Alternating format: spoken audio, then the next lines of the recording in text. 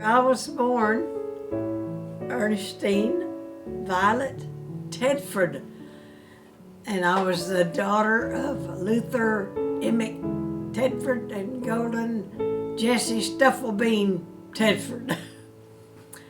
I was born 1930, July the 11th. I remember when we did not have electricity in the house, we had to read by a lamp, coal oil lamp, sitting, and you carried it to every room where you go if you want lights. That was kind of interesting. I'm sure you young people would never understand that. You go into a room and flip the light on, but we had to carry a lamp or carry a flashlight or something with us. My dad was a very staunch,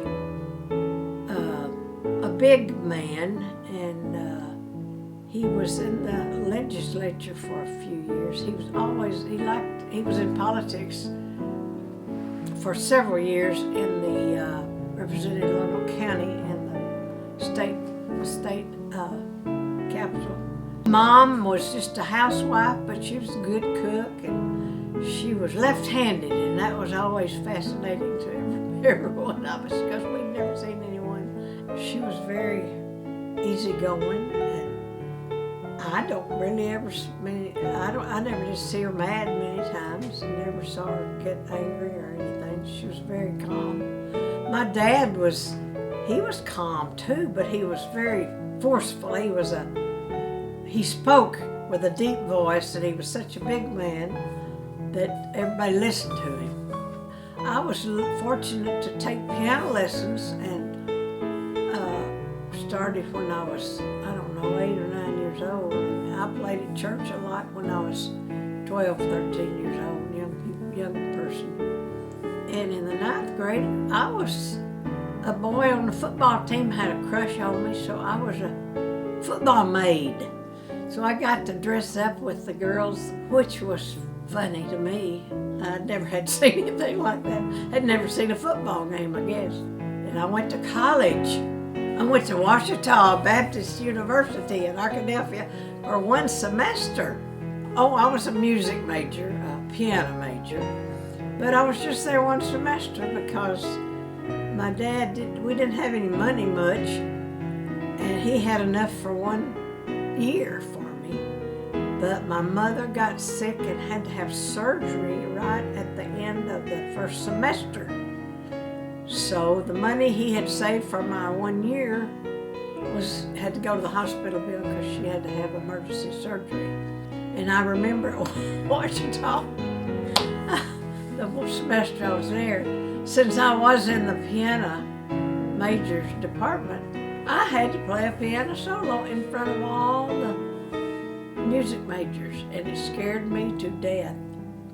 So I got up there, I had a little semi-classical piece memorized, but I got up there and I played about 4 or 5 measures and forgot it. Then I started over again, and I still couldn't remember any farther, so I just got up and walked off. Anyway, I gotta have a drink of water. You notice my cup, don't you? I met Ralph, my love of my life, who I married finally in 1953, but this was in 1951, I guess. And we broke up, and I was brokenhearted, so I went to San Antonio.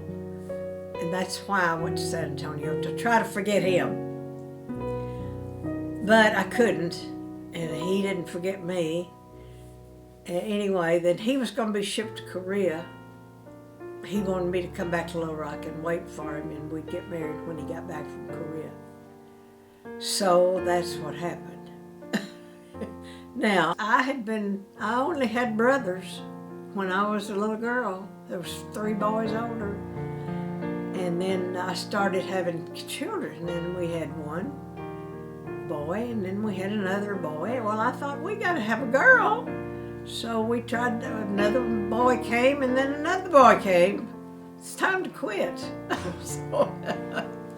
So, yeah, it was fun raising those boys. It was the best years of my life. I loved having, of course, they were pretty rough. I mean, they didn't ever get into anything. None of them's ever been in jail that I know of. They were the easiest teenagers to raise. There was not any really difficult trouble. Now, I tell you what I like to do. I find widow women that are alone for the first time in their life, and I really do like to become a companion. I like it when I know someone's husband's died. I try to visit them, and then if we build a friendship, sometimes I build friendships with them, and sometimes it's just a casual visit. But I do like to go where people have lost their spouse and women have lost their husbands.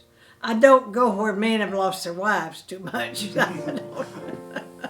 Don't want another grandpa. Like I said before, Ralph Power was the only person I ever saw that I wanted to marry. And I haven't seen anybody else since then either. So, I was raised in Sunday school and church at the Methodist Church in Bethlehem. But Dad had always been a Baptist, so we always were Baptist, and I was always a Baptist. I didn't know why I was a Baptist, because my folks were Baptists, but you know, it was years later, I think in 1957 or 58, I really met the Lord. I mean, I'd been in church, but I really didn't have I don't know if you know what I'm talking about or not. But one night I was reading the Bible, and man, all of a sudden it just became real to me, and I realized all these years I'd been a pretender, but I was 28, 29 years old. But I never really read the Bible. We always read our Sunday school lesson in the quarterly, but nobody, you didn't just pick it up and read it and study it. You just took what you heard at church. But then when I read the Bible, I really found out, I was convicted that I was a lost sinner, and I had to accept the Lord and really believe with my whole heart. And boy, it did make a difference in my life, and made a lot of differences. And that's when it really became real to me. And it's just continued to be that way, and I'm so thankful for that time in my life. It always makes me pretty emotional, because it was really a special time when I realized what I had missed through the years. Yeah. I think when you're raised in church sometime, you just take everything for granted, and I don't know, but when it became real to me, it was really different. Just a personal relationship with the Lord.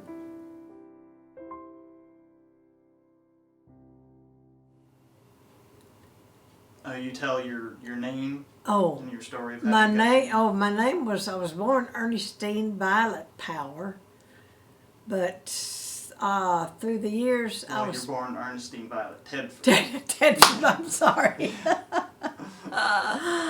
start that again. Yeah, okay. Oh dear, I was born Ernestine Violet Tedford Power, but I was given the name of Tena. Well, you weren't born in Power either. Oh, God. Can you cross that all out? Yeah, I can. Oh, Dad.